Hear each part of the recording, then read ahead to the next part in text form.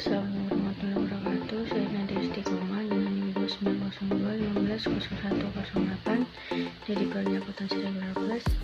Di sini saya akan mempresentasikan mengenai mata kuliah perekonomian Indonesia dengan dosen Bapak Darmanis SEMM. Perekonomian Indonesia. Perubahan struktur perekonomian oleh Holly Kennedy menjelaskan perubahan struktur merupakan tahapan proses perubahan ekonomi yang mengalami transformasi dari pertanian atau primer tradisional beralih ke sektor industri ataupun sekunder. Sebagai mesin utama pertumbuhan ekonomi, alat analisis yang digunakan untuk mengetahui perubahan struktur perekonomian di Indonesia ini menggunakan pendekatan location question atau LQ. Dan untuk mengukur pertumbuhan ekonomi yang ada di Indonesia menggunakan pendekatan shift set. Untuk sektor ekonomi yang dominan atau andal dapat juga berarti sektor yang memberikan sumbangan terbesar terhadap produk nasional dengan lalu pertumbuhan yang tinggi, yang menjadi ciri khas dari suatu perekonomian. Dikenal dua macam struktur ekonomi, yaitu yang pertama ada struktur agraris, adalah struktur ekonomi didominasi oleh sektor pertanian. Sektor pertanian menjadi sumber mata pencarian sebagian terbesar penduduknya. Nah, pada umumnya negara-negara yang berkembang atau developing countries termasuk Indonesia ini disebut dengan negara agraris, dan negara-negara yang termasuk negara-negara yang belum berkembang yang pertaniannya masih sangat tradisional atau dikategorikan dengan negara agraris tradisional. Untuk struktur ekonomi industri, di mana struktur ekonomi didominasi oleh sektor industri. Sebagian terbesar produk domestik disumbangkan dengan laju pertumbuhan ekonomi yang tinggal disumbangkan oleh sektor industri. Negara-negara yang seperti Amerika Serikat, Jerman, Inggris, Perancis, Italia, Jepang, dan Kanada yang termasuk negara industri maju. Negara-negara Eropa dan negara-negara lainnya ini termasuk dengan negara industri. Struktur ekonomi Indonesia ini dapat dilihat dari berbagai sudut tinjauan. Struktur ekonomi sebuah negara dapat dilihat dari berbagai sudut tinjauan. Dalam hal ini, struktur ekonomi dapat dilihat dari 4 macam sudut pandang. Yang pertama, ada tinjauan makrosektoral. Yang kedua, ada tinjauan keuangan atau keuangan. Yang ketiga, ada tinjauan penyelenggaraan kenegaraan. Yang keempat, ada tinjauan birokrasi pengambilan keputusan. Untuk struktur ekonomi dari tinjauan makrosektoral sendiri, yaitu tinjauan makrosektoral dan tinjauan keuangan merupakan tinjauan ekonomi yang murni, sedangkan tinjauan penyelenggaraan kenegaraan dan tinjauan birokrasi ini pengambilan keputusannya merupakan tinjauan politik.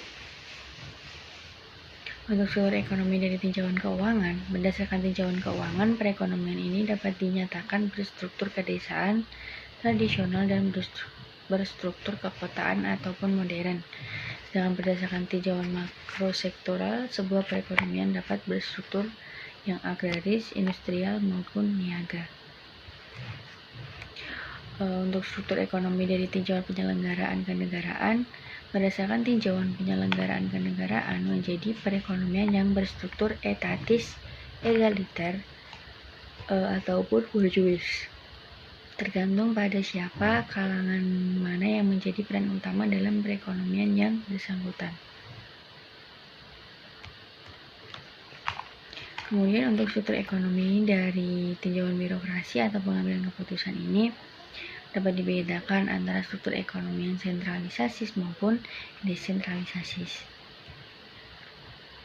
Tidak mudah untuk menentukan faktor-faktor utama penyebab krisisnya ekonomi di Indonesia, karena setiap gejolak ekonomi dapat disebabkan oleh faktor-faktor yang langsung atau direct faktor, dan faktor-faktor yang tidak langsung atau indirect faktor yang mempengaruhinya. Selain itu, dapat pula dibedakan adanya faktor-faktor internal dan faktor-faktor eksternal yang mempengaruhi terjadinya krisis ekonomi, baik yang bersifat ekonomi maupun yang bersifat non-ekonomis.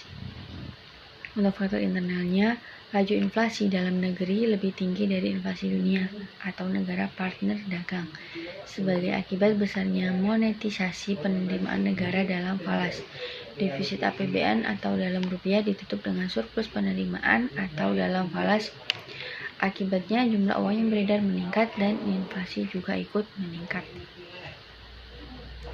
Untuk faktor eksternalnya, pertumbuhan ekspor sebenarnya masih bisa membaik asal pertumbuhan ekonomi di negara Cina tidak terus mengalami pelemahan. Pasalnya, Cina ini merupakan mitra utama dagang Indonesia pada saat ini. Demikian pesan dari saya.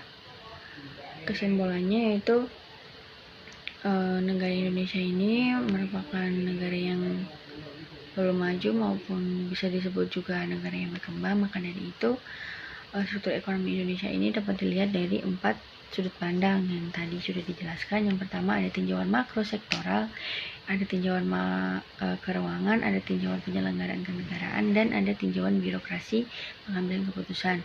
Untuk Indonesia sendiri, karena Indonesia masih merupakan negara yang berkembang, belum maju, Indonesia masih mengikuti di bidang industri dan pertanian, itu utamanya gitu. Mungkin demikian presentasi dari saya. Jika ada kesalahan kata saya mohon maaf. Wassalamualaikum warahmatullahi wabarakatuh.